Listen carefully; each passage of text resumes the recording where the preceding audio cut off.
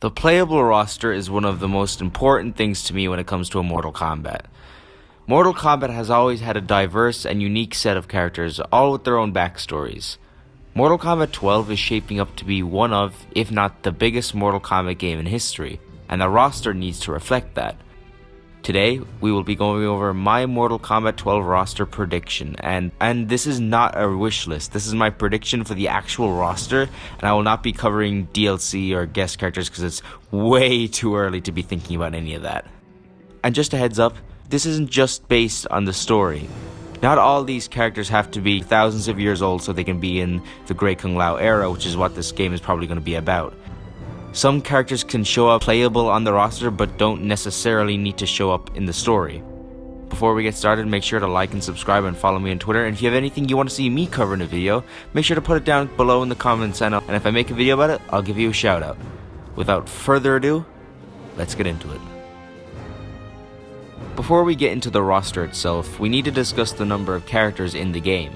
Mortal Kombat 9 had 28 playable characters at launch, with only one new character, Scarlet, who would end up being DLC.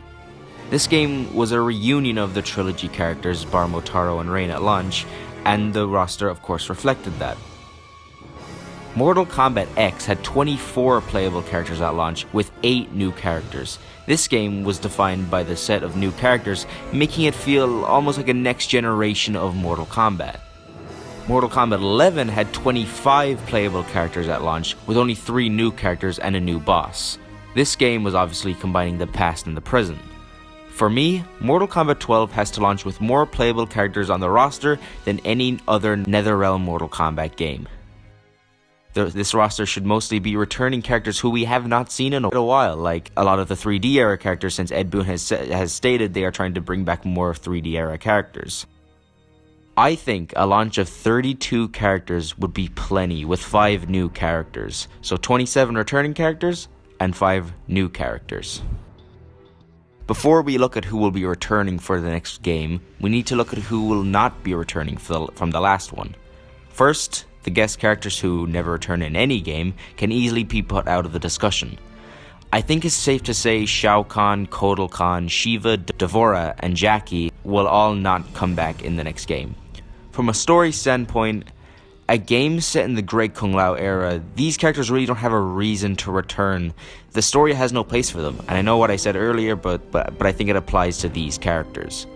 Gameplay-wise, Shao Kahn struggled in Mortal Kombat 11, as well as for a long time Devora and Kotal did as well.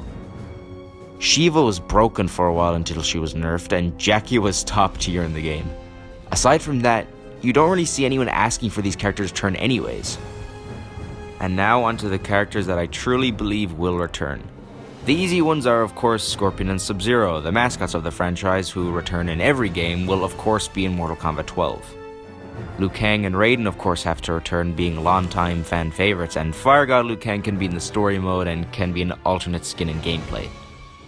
Johnny Cage has to return, maybe not in the story, but I think Mortal Kombat 2021 showed that you can't really have anything Mortal Kombat without Johnny Cage, considering how much crap that movie got for not having him. The Great Kung Lao has to be playable for story reasons of course. Mileena and Kitana will both return because they're both arguably the most famous Mortal Kombat female characters, and Sonya would return because of course she was the original sole female character, and Reptile and Ermac will most definitely come back, considering how many people wanted them to come back in Mortal Kombat 11. Now for the ones I believe are not as definite to come back, but I still think that they will. Rain should return as he was left out of all the base rosters so far and should be on one for once.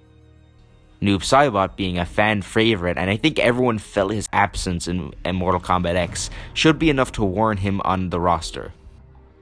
Takeda and Cassie Cage are the two I believe have the least chance of returning on the roster, because I think NetherRealm just wants to give the Kombat kids a break, to be honest with you. Takeda was one of the most requested Mortal Kombat characters for Mortal Kombat 11, and is probably the favorite in the community, and is almost definitely going to return. And I think Cassie is maybe a little bit too popular in the eyes of NetherRealm to stay out for a game. Serena and Asher should return because they've only been playable once in the series in Armageddon, which is where everyone returned, and the GBA port of Deadly Alliance if you count that for Serena, and Deception of course for Ashrah.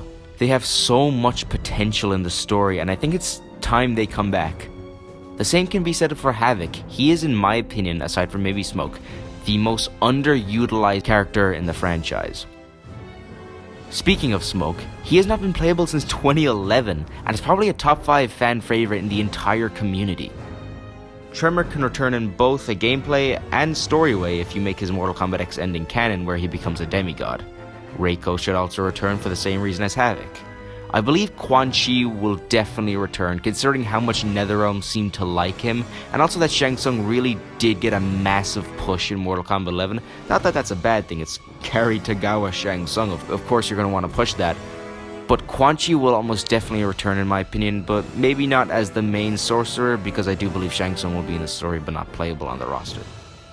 Kintaro deserves a shot because in every game we have had Shokan representation, it has always been either Goro or Shiva, never just Kintaro, and I think he deserves his place as the only playable Shokan in the game. Same with Sector. Every game there has been a Soul Cyborg bar Mortal Kombat 11, in Deadly Alliance it was Cyrax, in Deception it was Smoke, and Mortal Kombat 12 it should just be Sector. I think Dagon could return as a possible villain, and Fujin will almost definitely return because of how much popularity he has gotten since Mortal Kombat 11. People really like him now. Now, this last one might be controversial, but I think Stryker will come back in Mortal Kombat 12. And honestly, I wouldn't mind that. He was really cool back in Mortal Kombat 9 and has personally been one of my top 10 favorite characters, and a lot of people are starting to realize he was actually pretty cool in Mortal Kombat 9. There are two characters, Scarlet and Motaro, that I couldn't decide whether or not that they would make the roster, so I put them in the unclear category, although I believe Motaro and Scarlet would probably show up in cutscenes. And that is all I have for you guys today. Put your own predictions down below in the comments below and I'll make sure to read it. I'm considering making a Mortal Kombat Iceberg video, but I'm not sure considering icebergs are kind of an old thing now. I put up a voting poll on my community tab, so if you guys want to see it, vote on that, and looking at how it is right now, you'll probably get an iceberg video sometime in the future. Make sure to like and subscribe and follow me on Twitter, it helps this channel way more than you would imagine. Thank you all so much for watching this video, and I will talk to you all later. Thank you.